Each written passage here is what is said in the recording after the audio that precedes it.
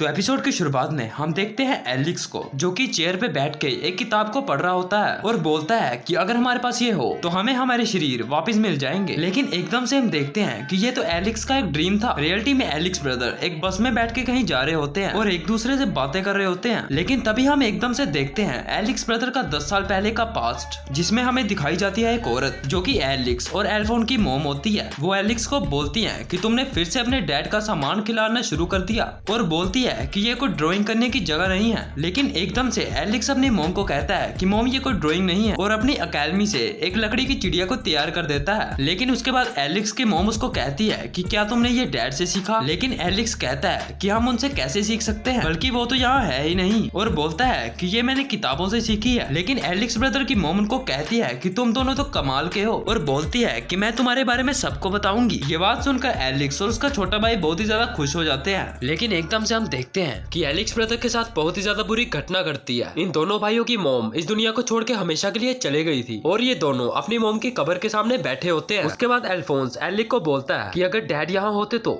लेकिन एलिक्स उसकी बात को काटते हुए बोलता है कि वो हमारे डैड नहीं है, क्योंकि वो एलिक्स ब्रदर्स की मॉम के आखिरी समय में भी उनसे मिलने नहीं आए। फिर हम देखते हैं कि एलिक्स अपने भाई को कहता है कि हम मॉम को वापस ला के रहेंगे। लेकिन एकदम से हम देखते हैं कि एक लड़की एलिक्स ब्रदर को पीछे से आवाज लगाती है और बोलती है कि दादी कहती है कि अगर तुम किसी इंसान के सामने लाइव रोते हो तो उस इंसान को बहुत ही ज्यादा दुख होता है। ये सुनकर अल्फोंस उस लड़की को बोलता है कि हम रो नहीं रहे, और एलिक्स भी उस लड़की को बोलता है तुम हो जो हमेशा रोती रहती हो क्योंकि तुम्हारे मॉम डैड नहीं है। ये बात सुनकर वो लड़की कहती है कि मैं नहीं रोती। लेकिन फिर हम देखते हैं कि एलिक्स ब्रदर उस लड़की के साथ अपनी दादी के घर आ जाते हैं और खाना खाने के लिए बैठे होते हैं। और एकदम से दादी एलिक्स को कहती है कि तुम दूध पिया करो, नहीं तो तुम पिद्दी ही रह जाओगे। लेकिन एलिक्स दादी को कहता है कि तुम पिद्दी किसे कह रही हो बुढ़ी अम्मा, और कहता है कि तुम तो खुद एक चींटी जितनी हो। उसके बाद एलिक्स और दादी एक दूसरे से लड़ने लगते हैं। उसके बाद हम देखते हैं कि एलिक्स ब्रदर अपने घर वापस जा रहे होते हैं और वो लड़की उनको आगे तक छोड़ने के लिए आई होती है। उसके बाद एलिक्स उस छोटी लड़की को बोलता है ठीक है तो फिर मिलते हैं। उसके बाद हम देखते हैं कि एलिक्स ब्रदर अपने घर में आ जाते हैं। उसके बाद एलिक अपने छोटे भाई को बोलता है कि सब्जियों में दूध मिलाने की सोच कमाल की थी और बोलता है कि ह्यूमन ट्रांसपोर्टेशन के लिए भी ये सब करना जरूरी होता है। और वो दोनों भाई ह्यूमन ट्रांसपोर्टेशन के बारे में पढ़ना शुरू कर देते हैं। उसके बाद एलिक्स ब्रदर उन सभी चीजों को इकट्ठा करते हैं जो कि शरीर बनाने के लिए बहुत ज्यादा जरूरी होती हैं। उसके बाद एलिक्स अपने छोटे भाई को बोलता है कि चलो शुरू करते हैं। उसके बाद एलिक्स ब्रदर्स अपनी उंगलियों पे कट लगा देते हैं और अपना खून उस सर्कल में डालते हैं और बोलते हैं कि अब बस आत्मा की जानकारी बाकी है। ये बोलने के बाद एलिक्स ब्रदर उस सर्कल के बाहर बैठ जाते हैं। लेकिन एकदम से उस सर्कल से बहुत ही तेज रोशनी निकलने लगती है, जिसे देखकर एलिक्स ब्रदर बहुत ही ज्यादा खुश हो जाते हैं। लेकिन एकदम से एलिक्स को बहुत ही ज्यादा बुरी फीलिंग आती है। उसके बाद एलिक्स का छोटा भाई बोलता है कि भैया ये कुछ अजीब हो रहा है। लेकिन एकदम से हम देखते हैं कि उस सर्कल से एक बहुत बड़ी आग बाहर आ जाती है। लेकिन एकदम से एलिक्स के छोटे भाई का पैर गायब हो जाता है। ये देखकर एलिक्स बोलता है कि हमसे कोई गलती तो नहीं हो गई। लेकिन तब तक एलिक के छोटे भाई का शरीर पूरी तरह से गायब होने लगता है और वो बोलता है कि भैया मुझे बचाइए। लेकिन एकदम से एलिक्स एक ऐसी जगह पे पहुंच जाता है जो बहुत ही अजीब लग रही थी और वो बोलता है कि आखिर मैं ये क्या कर रहा था। उसके बाद एलिक्स एक ऐसी चीज को देखता है जो बहुत ही ज्यादा अजीब लग रही थी। उसके बाद एलिक उसे कहता है कि आखिर तुम कौन हो। लेकिन वो अजीब सी चीज एलिक्स को कहती है कि मैं वो हूँ जिसे तुम इंसानी दुनिया कहते हो, कि यानी कि भगवान। लेकिन एकदम से हम देखते हैं कि एलिक के पीछे का दरवाजा एकदम से खुल जाता है, जिससे एक बहुत ही ज्यादा बड़ी और अजीब आंख निकलती है। लेकिन वो आंख एलिक को एकदम से कहती है कि मैं हूँ एक पागल जो अपने आप को समझदार समझती है। लेकिन एकदम से वो आंख एलिक्स को पकड़ लेती है और उस दरवाजे के अंदर ले जाती है। उसके बाद वो भगवान एलिक को बोलता है कि इतना शोर, तुम्हें तो यही चाहिए था ना।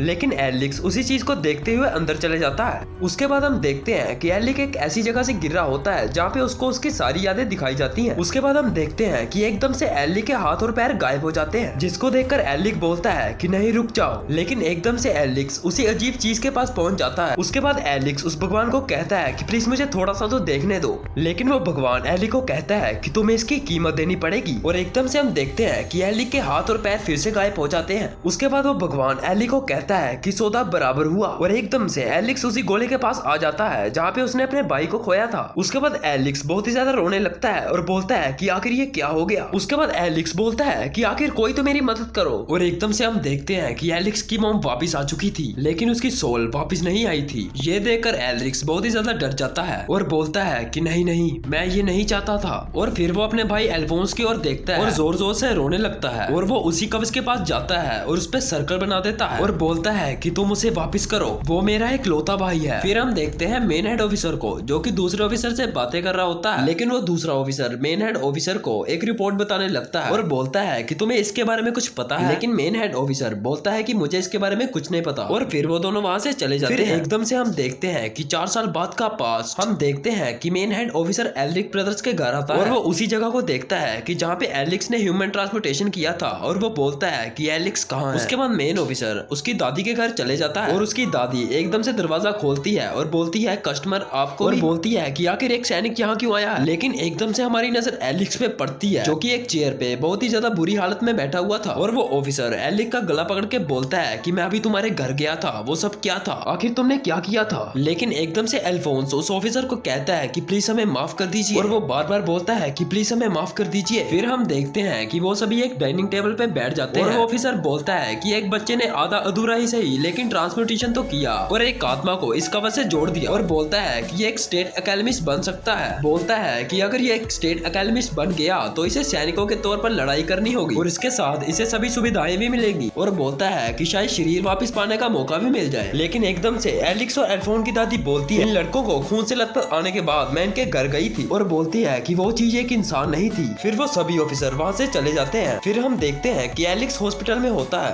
क्योंकि एलिक्स को इलाज की बहुत ज्यादा जरूरत थी। उसके बाद ये दोनों भाई फाइटिंग की प्रैक्टिस करने लगते हैं। उसके बाद एलिक बोलता है कि अब मेरा शरीर लड़ाई के लिए बिल्कुल तैयार है। उसके बाद एलिक अपनी अकेडमी से एक बहुत ताकतवर वेपन तैयार कर देता है। उसके बाद अल्फोंस बोलता है कि बहुत बढ़िया भैया, और बोलता है कि आप बिना ट्रांसपोर्टेशन के ये सब कर सकते हैं। और एकदम से हम देखते हैं कि विनरी एलिक्स के ऊपर चाबी फेंक देती है और बोलती है कि तुमने मेरा ऑटोमेल तोड़ दिया। लेकिन एकदम से हम देखते हैं मेन हेड ऑफिसर, जो कि बोलता है कि वाह एक लोहे का। फिर हम देखते हैं कि मेन हेड ऑफिसर एलिक्स को कह रहा था, क्योंकि एलिक्स मिलिट्री में एक अकेडमिस्ट की परीक्षा देने के लिए आया हुआ था। उसके बाद एलिक्स उस दूसरे ऑफिसर से पूछता है कि आखिर ये कौन है, और वो ऑफिसर एल्रिक को बोलता है ये प्रेसिडेंट ब्रैडली है। उसके बाद हम देखते हैं कि एलिक्स का एग्जाम शुरू हो जाता है, और साथ में खड़ा ऑफिसर एल्रिक को बोलता है तुम्हारे पास ट्रांसपोर्टेशन सर्कल बनाने के लिए कोई चीज है। लेकिन एलिक्स बोलता है कि मुझे उसकी कोई जरूरत नहीं। फिर हम देखते हैं कि एलिक अपनी अकेडमी से एक बहुत पावरफुल वेपन को तैयार कर देता है। इसे देखकर सभी हैरान हो जाते हैं, क्योंकि बिना ट्रांसपोर्टेशन के ऐसा करना नामुमकिन के बराबर है। उसके बाद मेन ऑफिसर ब्रैडली बोलता है कि ये हुई ना कुछ बात। उसके बाद एकदम से एलिक्स ब्रैडली के गले के सामने अपना वेपन रख देता है। ये देखकर सभी ऑफिसर अपनी गन निकाल के एलिक की तरफ कर देते हैं। उसके बाद एलिक बोलता है कि ऐसे तो तुम्हें कोई मार भी सकता है। लेकिन एकदम से ब्रैडली उसको बोलता है ये तो काफी बेताब है, और ये कहकर ब्रैडली वहां से चला जाता है। लेकिन एकदम से एलिक का हथियार उसकी आंखों के सामने टूट जाता है। उसके बाद एलिक कहता है कि तुमने तलवार कब निकाली। उसके बाद एकदम से हम देखते हैं ईस्टर्न हेडक्वार्टर्स को, जहाँ पे वही मेन ऑफिसर बैठा होता है, और वो बोलता है कि ब्रैडली ने तुम्हारा एक नया नाम रखा है, और बोलता है कि अब एलिक्स तुम मिलिट्री के एक कुत्ते बन चुके हो। उसके बाद एलिक्स अपने नए नाम को पढ़ता है जिसमें लिखा था फुल मेटल, और मेन हेड ऑफिसर बोलता है कि हर एक अकेडमिस्ट का एक दूसरा नाम होता है और तुम्हारा नाम होगा फुल मेटल अकेडमी। उसके बाद एलिक्स एकदम से खड़ा हो जाता है और बोलता है कि बहुत ज्यादा भारी भरकम नाम है, और बोलता है कि पर मुझे पसंद आया। फिर हम देखते हैं कि एलिक्स एक रेलगाड़ी में कहीं जा रहा होता है। फिर सामने उसको एक चर्च दिखाई देती है, और एलिक्स बोलता है कि शायद यहाँ पे हमें शरीर वापस पाने का मौका मिल जाए, और ये एपिसोड यहीं पे एंड हो जाता है।